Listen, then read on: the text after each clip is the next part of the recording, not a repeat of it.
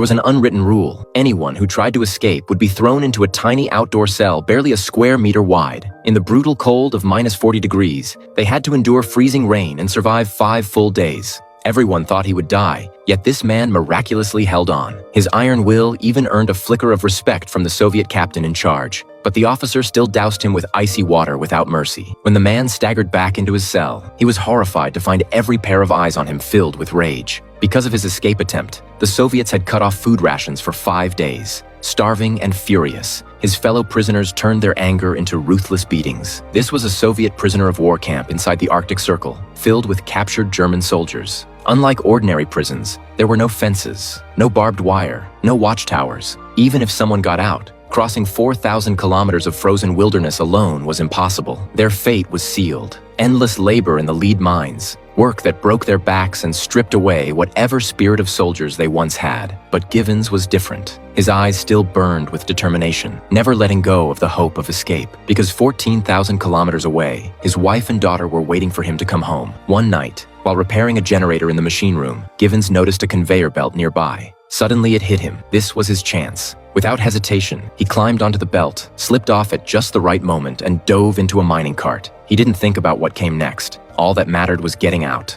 But within a minute, the cart hit a wooden beam and came to a halt. This escape was over before it even began. For that, Givens was thrown back into the pit for another 5 days and nights. Yet even then, he didn't give up. He still dreamed of seeing his wife and daughter again. At that moment, fate began to shift. Givens crossed paths with the one man who would change everything, the camp's doctor. The doctor, once a German prisoner himself, pitied Givens and decided to give him a gift greater than life. He told him the camp was filled with lead poisoning. Everyone would eventually die unless they escaped. The doctor had planned his own escape long ago, but cancer left him too weak to act. Moved by Givens' unyielding eyes, he chose to pass the chance of freedom to him instead. He handed over a map, pointed out hidden food caches, and even took off his own sweater to help Givens survive the cold. The doctor had just one request. If Givens made it out alive, he had to visit the doctor's family on his behalf. With the doctor's encouragement, Givens stepped into the blizzard, beginning his 14,000-kilometer journey home. The next day, when the Soviet captain discovered the escape, he stormed into the infirmary. But to his shock,